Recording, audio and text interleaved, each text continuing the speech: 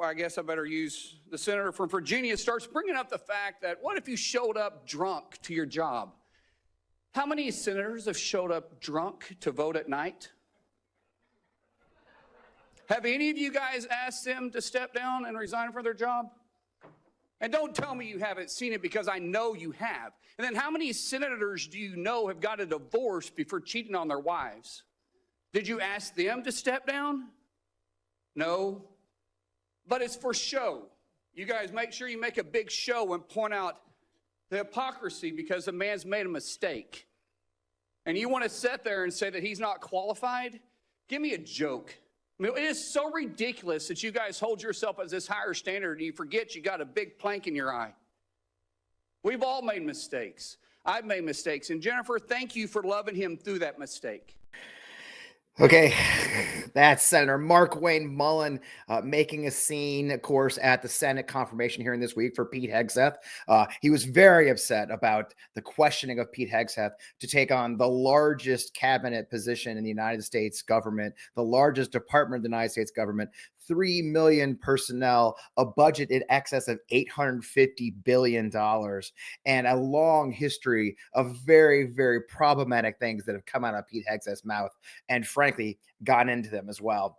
That little rant of Markwayne there, of course, not wearing a jacket, the Senate, of course, but that rant from Markwayne, well, that came from his being mad at this line of questioning from Tim Kaine that was, direct, doing his job, advice and consent. The incident in Monterey led to a criminal charge, a criminal investigation, a private settlement, and a cash payment to the woman who filed the complaint. And there was also a non-disclosure agreement, correct? It was a confidential settlement agreement off of a nuisance lawsuit. Right. During an interview, you claimed that you settled the matter because you were worried that if it became public, it might hurt your career. Do you maintain that you were blackmailed? Senator, I maintain that false claims were made against me.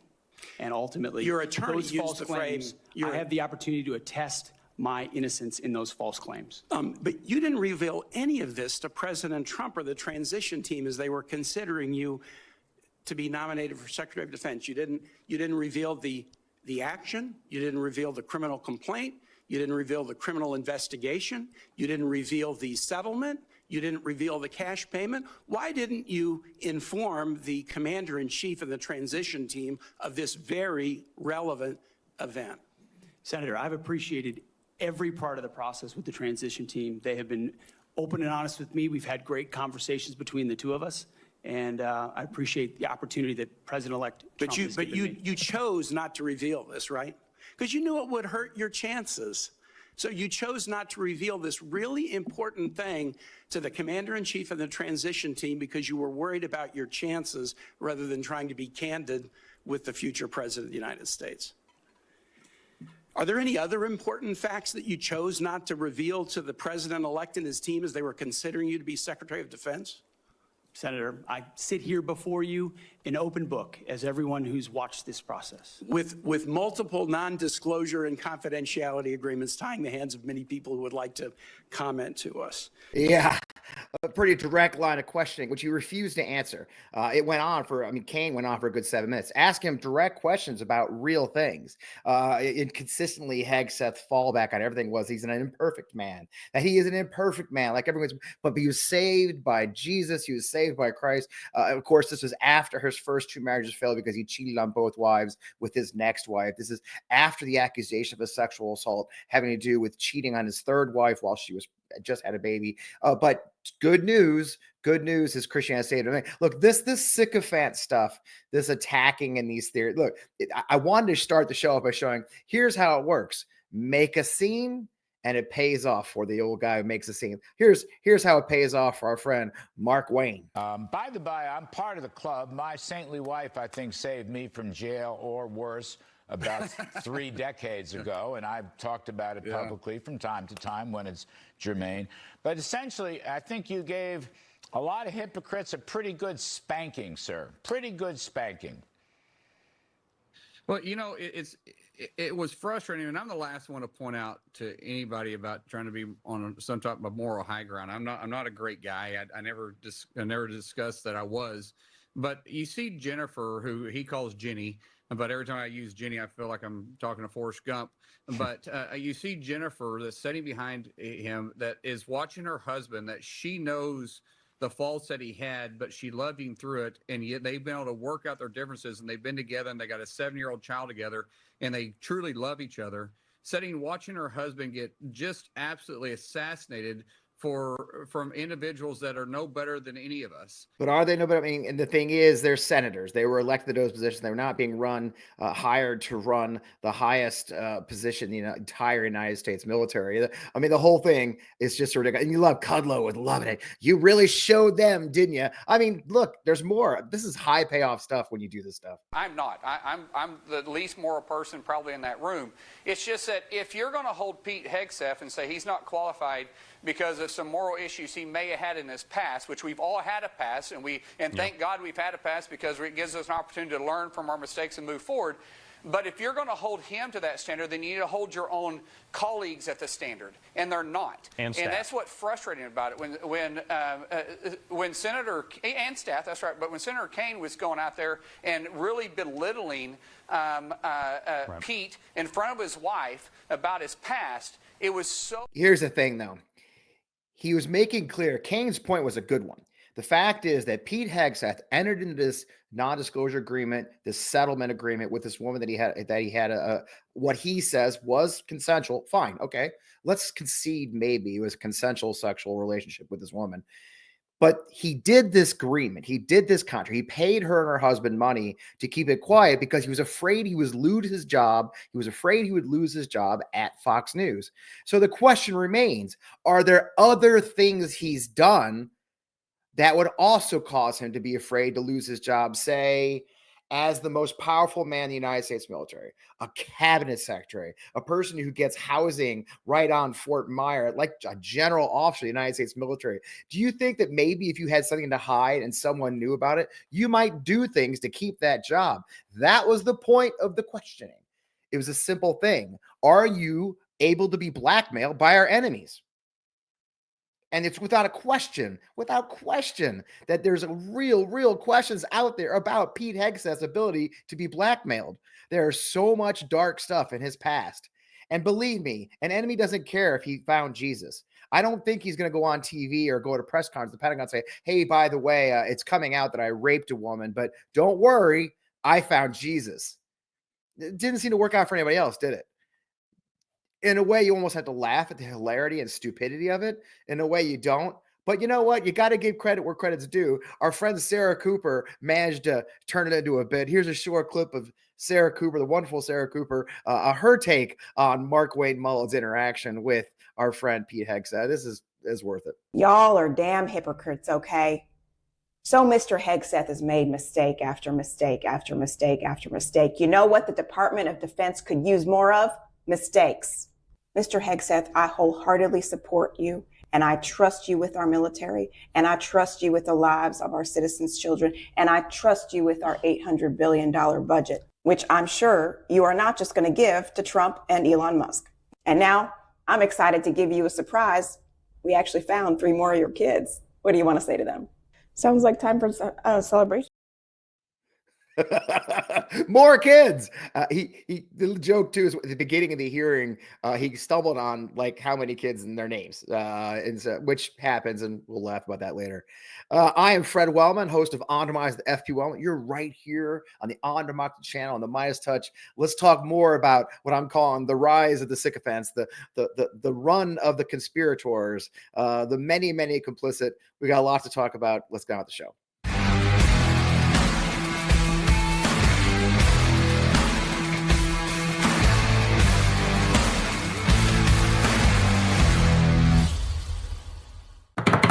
We are here. We are back. Welcome. It's so good to see you guys here. I always love seeing you. I hope you'll leave a comment, reply to the video, subscribe to the MeidasTouch Network, subscribe to the On Democracy channel. It's at On Democracy channel. We got all kinds of cool stuff going on there. I'll tell you more about that later. In the meantime, it is so good to be back with you again here on Friday night and every week. I love doing our show here to talk about it. As you can see, I'm still operating from home after my back surgery. I'm kind of getting comfortable here. This might be permanent. I don't know. We'll find out. In the meantime, things are going great. It was another crazy week in Washington. Look, this is going to be something I say every week, you know, but this week was kind of crazy, right? We had the opening of the rounds of confirmation hearings. There's a lot of confirmation hearings. And, you know, some got attention, some didn't. Some were kind of boring. I tried to watch as many as I could like survive. Okay. I watched all the Pete Hegseth hearing, and it took a lot out of me, but I managed to do it. But there was a lot of ridiculous in that hearing. And we'll look at a few of the clips of the ridiculous. And I'm not going to necessarily, I'm not going to focus on what the Democrats did. You saw Tim Kaine. Look, and I'm going to say up front, I was very proud of the Senate Armed Services Committee Democrats. And there's been some discussion of that. I actually wrote a Substack piece right before the hearing saying, look, I really want Democrats to come out of the gate hard. I want them to go after him. I know we're all about norms, traditions, and decorum, but I want answers. And to their credit, I do believe they did a very good job of that. They maintained decorum, but they went pretty hard. You saw the Tim Kaine bit. There's actually pieces that are tougher than that. Tammy Duckworth wrecked him. Elizabeth Warren hit him hard. I was very, very proud of the Senate Armed Services Committee Democrats for doing that and holding his feet to the fire as much as they can. Meanwhile, our friends on the other side, you know, weren't quite as engaging, let's say. I mean, you know, well, you saw the Markwayne Mullin piece. This is interesting. This is Tim Sheehy, the new senator from Montana, who is a former Navy SEAL, but this was his questioning, the first minute of his questioning. Pete, I'm actually going to ask you questions because I want to hear your answer. How many genders are there? Tough one. Senator, there are 2 genders. I know that well. I'm a Sheehy, so I'm on board. What is the diameter of the rifle round fired out of an M4A1 rifle? That's a 5.56. How many push-ups can you do? I did 5 sets of 47 this morning. What do you think are most important strategic bases in the Pacific? In the Pacific, Guam is pretty strategically significant. How many rounds of 5.56 can you fit into the magazine of an M4 rifle? Depends on the magazine, but standard issue is 30, Senator. Okay. I mean, all 4 of the questions. First of all, you know how many times Tim Sheehy's used that I'm a Sheehy bit. I mean, he's probably been using that. It's his number 1 dad joke. Okay. Number 2, why do I care how many push-ups the Secretary of Defense can do? Why do I give a flying shit if he knows the diameter that it's a 5.56 round? And I loved what he asked him. What do you think is the most strategic base? The funny part of that question is he thought that was a layup question. Heck, this guy's going to be Secretary of Defense. He's going to be, it's an important job. What's the most important strategic base in the Asia Pacific? And you could tell Hegseth is like, there's Guam. I know Guam. Yeah, Guam. I picked Guam. I mean, you could hear it. You could see it spinning in his head. I've heard of Guam. I don't know. Maybe Guam is. I'm not actually an expert in the Asia Pacific, but I'm also not going to be the Secretary of Defense. I think Hawaii is kind of important. I mean, we do have a state. It's a state, maybe. I don't know. There's a lot of strategic places in the Middle East, in Asia Pacific for us. But, he picked Guam. Again, I swear to Christ, at times during that whole hearing, I thought that Pete Hegseth was going to try to be a general. It almost felt like a promotion board for a guy who was a major in the United States Army, and that's it. He's trying to make colonel, I guess, if we had promotion boards for officers. I mean, they rarely ask questions about being the Secretary of Defense, especially from our friends on the right. I mean, and that's before we talk about Christian nationalism. Hegseth layered it on deep in his opening statement about his Christianity. And this, again, the sycophants step right up to the plate to help him out. Very idea that you should have to sit there and answer hypothetical potential in somebody's imagination crimes that may take place at some point, and wouldn't that disqualify you if you were a murderer or if you were a rapist? Unfair, and I'm embarrassed for this behavior. But first, I want to say thank you for your strong proclamation, unapologetic proclamation of faith in Jesus Christ. I sat here and listened to your opening statement and thought, wow, this is a guy who in today's culture is willing to stand up and say the first thing is first, faith in Jesus Christ.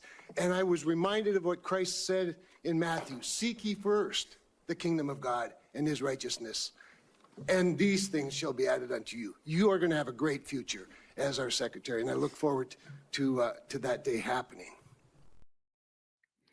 No. I'm just going to say this. No. I'm a former Army officer. Spent 20 years in uniform, 4 years for that at West Point. I do not want a Christian nationalist as the highest ranking person in the United States military. Because you know why? The United States military is a direct reflection of the United States people, the American people. It's Muslims, Hindus, Christians, non-Christians, atheists. I don't care. But the fact that the layers of his hardcore Christian evangelical, and by the way, he belongs to a very extreme church, a Christian nationalist church. Literally, they describe themselves as a Christian nationalist church.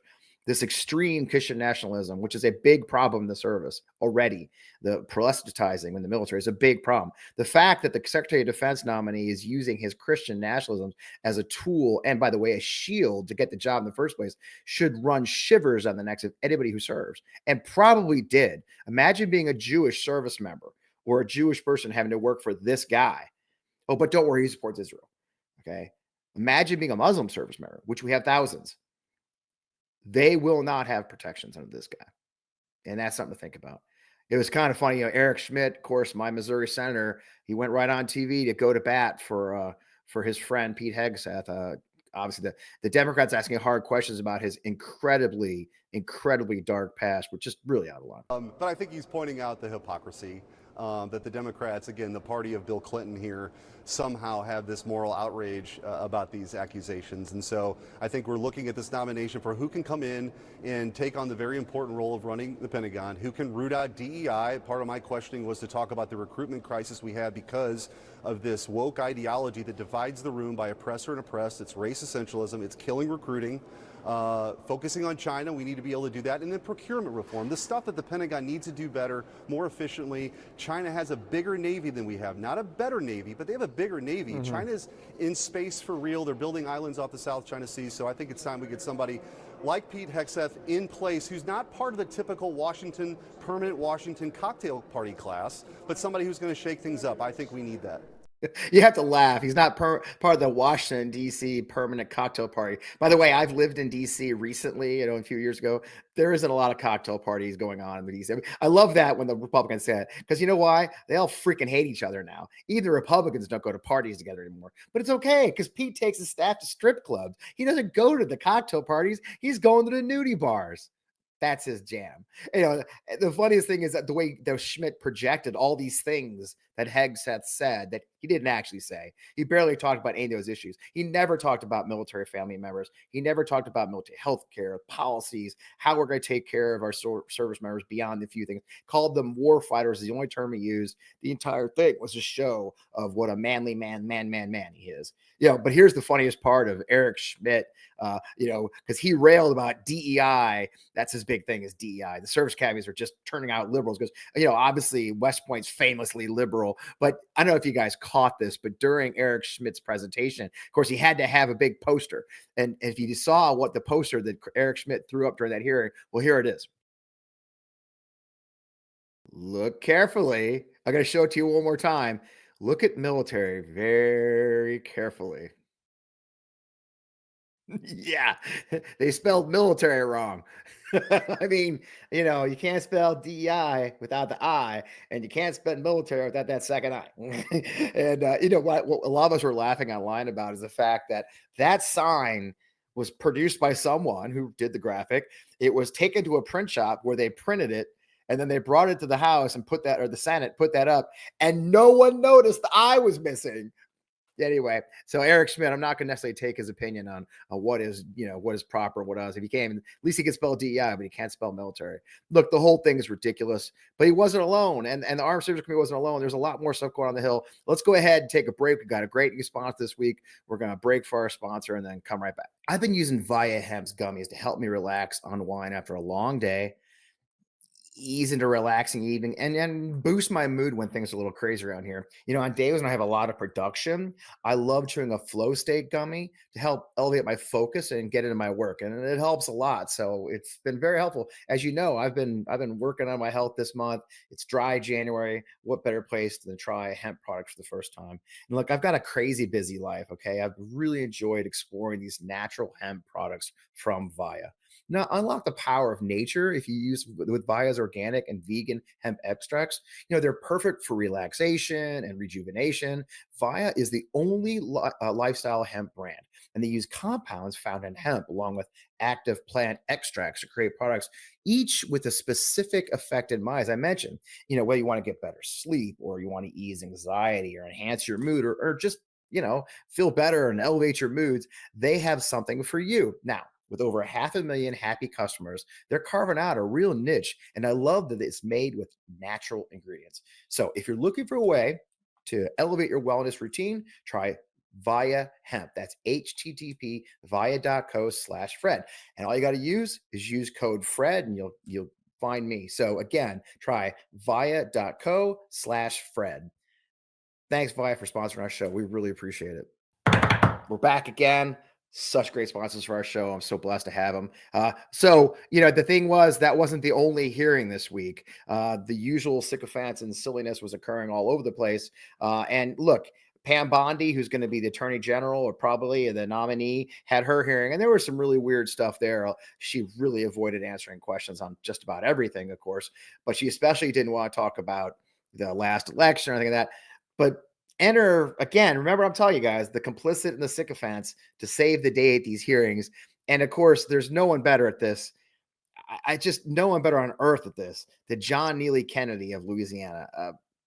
Watch this line of questioning, and if you can figure it out, I can't wait to hear from you. Do you remember a gentleman by the name of Sam Bankman-Fried? Yes, Senator. Boy genius. So smart and so powerful that he thought he could command the tides. So smart and so powerful and so rich that he would go to meetings with serious people like Bill Clinton, like Tony Blair, looking like a slob, looking like a fourth runner-up to a John Belushi lookalike contest. And he thought it was cute. Where's Mr. Bankman-Fried today? I believe he is in prison, and I believe that's from the Netflix series I saw as well. Mm-hmm. Okay, I mean, one, I left all the dramatic pauses in on purpose because I don't know. But two, did she admit that the reason she knows about one of the richest men in America with one of the most unique cases in recent DOJ history, that she learned about that judicial case, by the way, run by Joe Biden's DOJ, from a Netflix documentary? I mean, that's odd, isn't it?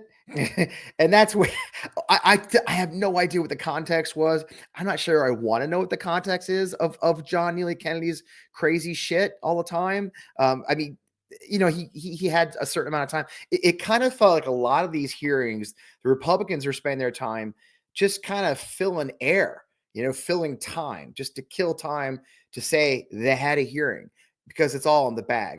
I noticed that all of them had a smirk. All the nominees have a smirk. Did you see hers? I mean, then you saw Hegseth's smirk, the smirk of y'all can yell at me all you want. I'm getting this freaking nomination no matter what. And the kind of funny thing is I smirk back knowing this is round one of Donald Trump's cabinet. I mean, think about that. You know, that none of them survived. There wasn't a single cabinet position in Donald Trump's first administration that survived the entire time without being fired by tweet. So, but I have to show the last one. John Neely Kennedy being John Kennedy. You can't miss a good John Kennedy. Well, yeah, here we go. This is America. That had never happened before in America. That's the sort of thing that happens in a country whose whose Powerball jackpot is 287 chickens and a goat. It doesn't happen here. And I call it stupid because it broke the seal.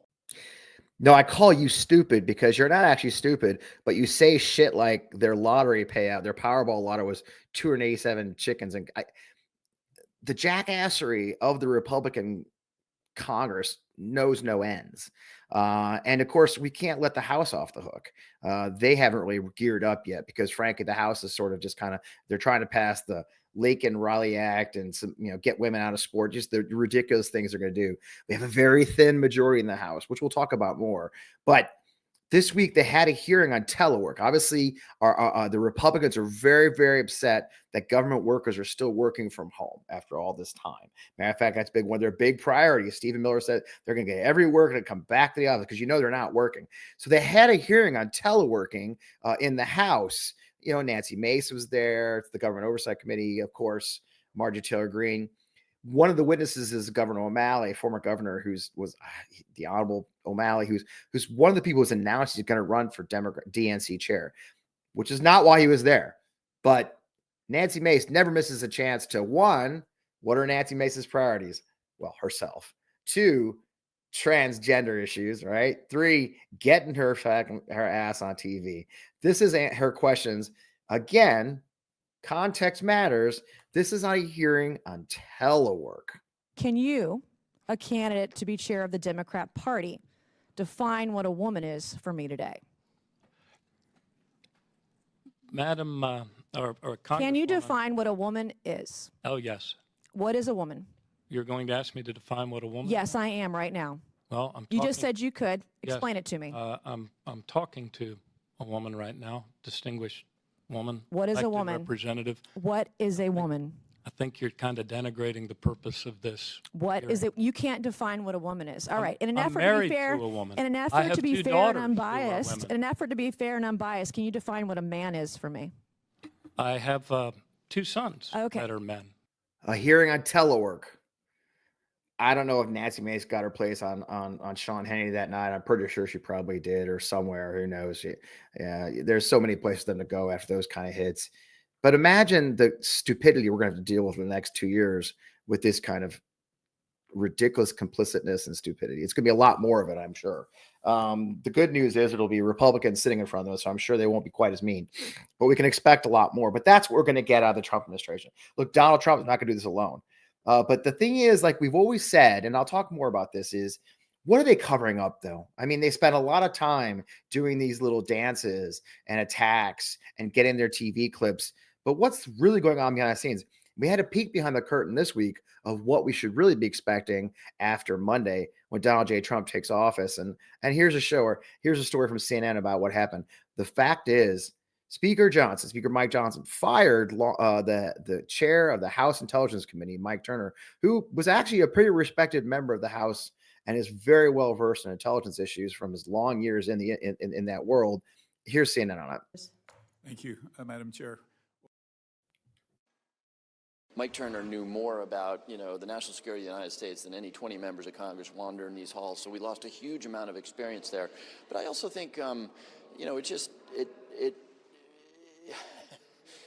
this place used to be considered a check and a balance on the power of the president. That's why we exist.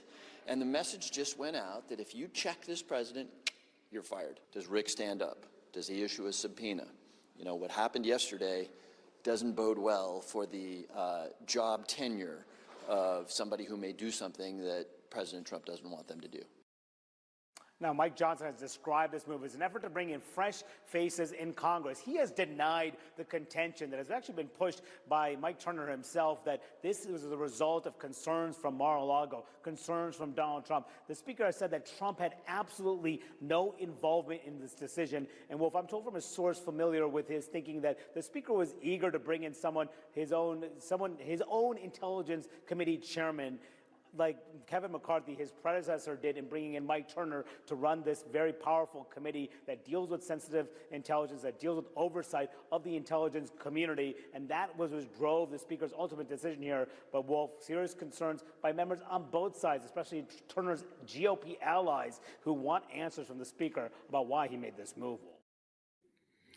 Turner was told very clearly that Mar-a-Lago didn't like him. And not only was Turner, what makes you wonder, and this is why I think Speaker Johnson's full of crap, Turner wasn't just removed as the chairman of the committee, he was removed from the committee completely. All that experience they had in his life, which means something, okay? The Intelligence Committee, why would they remove a guy who took his job seriously completely from the committee, as they want to put Tulsi Gabbard and his DNI and all these other issues, John Ratcliffe is CIA. What does that tell you, and what does that bode for us who are worried about intelligence gathering on the United States? What does it say about other things like Kash Patel's threats to use the intelligence side of things against American citizens? So the clownishness is funny and embarrassing, but it usually is hiding the really ugly stuff. And we'll try to do our very best to dig up the ugly stuff too, because we need to know so we can fight back. But we're going to have to fight back, okay? And there is power in fighting back. You know, just today, it's Friday, Pew just released, Marist, a new Marist poll came out showing that Trump already has a net negative favorability rating. He's got a 44% favorable versus 49% unfavorable rating. He hasn't even taken office yet. He won the place with about 1.5% of the vote.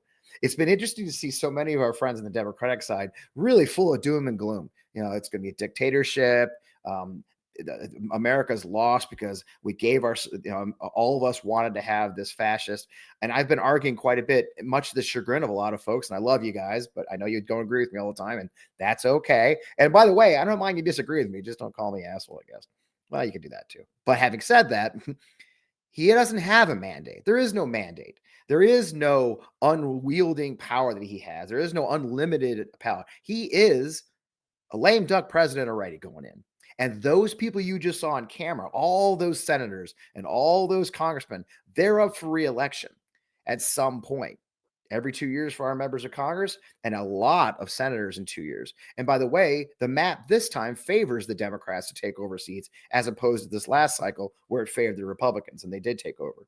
So those guys have to get reelected, and they're going to be aware. And now we're going to have to make sure our Democratic colleagues hold the line. There's some worry about that, and I get that. And hopefully we'll see more after the inauguration when Donald Trump's really, really draconian policies come out. We have heard the rumors about Schedule F getting rid of civilians, employees. We've heard the rumors about a day one transgender military ban with no grandfather clause. So anybody who's transgender will be kicked out of the military. We've heard rumors of what they plan today. That's before we start talking about deportation, the cost of that, etc.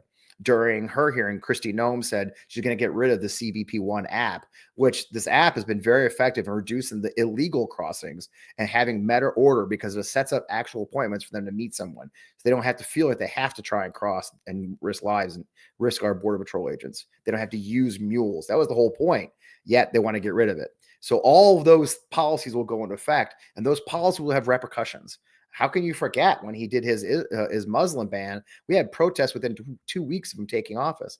So I'm sort of holding my cards close until after this inauguration, when his really evil stuff really starts. There's going to be a lot of it. And we in the independent media and the news media are going to have to keep an eye on that and make sure you know about it, because there's going to be a lot of bad things. And we all have to be careful not to get sucked into just sort of laughing at the comedy of it all. I have told you I regret that myself a little bit when I kind of laughed at Donald Trump going on all the different podcasts like Theo Vaughn. And then when you watch him closer, an hour there, 2 hours there, sitting on these podcasts that he did for the last 3 years, you find out that he reached a lot of people and they voted for him. So I'm going to have to control my desire to mock, because believe it or not, there are layers to these things that we have to watch out for. And hopefully we learn that lesson from this last one. You know, I did kind of want to circle back because, you know, it isn't all bad. And I don't necessarily agree with our Republican opponents in a lot of things, but it was a kind of a funny moment. I don't know if you guys know, I've got 4 kids. I've got 4 grandkids. I also have 2 more, about 6 kids now. I have 6 kids plus 4 grandkids. It's a lot of kids. Okay. And Sean Duffy, who I don't agree with on almost anything, is a hardcore Catholic and has 9 kids. He brought all 9 kids who are toddler age, many of them, to his confirmation hearing. And it was kind of a funny moment with this congressman or this senator. And I thought I'd show it because, you know, in the ridiculous of all this, there are moments where you kind of have to laugh. Thank you, Madam Chair. Well, Representative Duffy, I had the honor of serving with you in the House. And from that experience, we didn't serve on the same committees, but I certainly know of your reputation And I'm pleased for your nomination here today. And if you handled your work in transportation like you did it in the House, we're in good hands. But I must tell you, as a father of 6, I'm even more impressed by what's on display today. I don't think I could take my 6 kids anywhere and have them sit anywhere for over an hour, as well as these kids have. And I'm willing to give the bulk of the credit to your wife, but no doubt you had something to do with these kids. So very impressive. And I will tell you, though, all of that said, I did note in your remarks you read their names as you were introducing them. And I get it. Like, if I were to introduce my 6 kids in a setting like this, I would read their names too. But when you and I travel Utah on your way to these other states, I'm going to grill you a little bit and see if you can give me their birthdays. And if you can give me your birthdays, I have an even harder question, and that is their teachers' names. Right. But Senator, I do know their names, but I was fearful that I could be so stressed out I didn't want to forget them. Yeah, listen, I would have done the same. And I knew I was going to read them as well, and I might have someone point that out. So thank you. I would just say, so impressive. I mean, you can judge a person by a lot of things, but I've always felt like you can judge them by their family and their kids. If anybody who's a parent who watches this show, and I know a lot of you are parents who watch our show, say what you will, Republican or not, but it is true. I mean, I don't know how I'd remember 9 kids' names. I would probably write them down myself just to be safe. I mean, whomst amongst us hasn't called the dog out before our youngest child? I grew up behind our miniature poodle in my family's life. My mom had 4 kids. So I'm sure it's kudos to Representative Duffy for writing their names down so we're making mistakes. In the meantime, we have our work cut out for us, and it's not hopeless. And that's what I want to leave you with, okay? Look, it's easy to be doom. It's easy to be gloom. It's easy to think the end is nigh, right? But I'm going to be honest with you, I don't agree, okay? And I don't agree that the end is nigh. Look, we're in a very dangerous position. They have some very, very evil plans. But I do believe that the majority of our country doesn't agree with those plans. The majority of our country doesn't ask for these things to happen, did not vote for these things. We know low information voters were a huge part of is the biggest part of his coalition. We're going to have to inform them. And that's where stations like us come in, or channels like ours, like the On Democracy channel and MeidasTouch come in. Our job is to inform people as much as we can. Your job is to inform them. So I'm always going to try and inform you. So that's our mission here. Inform people of the very scary stuff like cutting veterans benefits or cutting people's just basic retirement. Those are the issues we're going to have to make sure people know about. We do have time. Remember, 2025 is an election year. We've got elections in Virginia and New Jersey for governor. There's 2 Supreme Courts, and 31 states have local elections. So we have work to do, and it starts now. So with that, I won't take much more of your time. Definitely make sure you follow us everywhere we are. If you want to catch a lot of our new shows, we've got so much going on. The On Democracy channel, that's On Democracy channel, YouTube. This Sunday, we have another great Sunday show building up, planning on some amazing guests. Jonathan Alter will be there. Our panel will have a really wonderful actress who's going to join us for a few laughs and talk about Hollywood and everything else. It's going to be a really fun show. That's On Democracy Sunday, live on the On Democracy YouTube channel and my stations. That's 11 a.m. Eastern and 8 a.m. Pacific. If you like in your podcast the proper way, Apple, Spotify, Google, Amazon, we're available at all those places. So you be sure you want to download your iPod, your podcast. That way, we'd love for you to do that. In the meantime, thank you to our sponsors, and most importantly, thank you to you guys. As I always say during the show and after, be sure to leave a comment, leave a reply, like, share, tell your friends about the show. We would love to have as many of you have a conversation with us. I'm definitely checking as we put the show out. In the meantime, I am FPWellman, host of On Democracy with FPWellman, right here on the MeidasTouch Network, and we will see you again next week.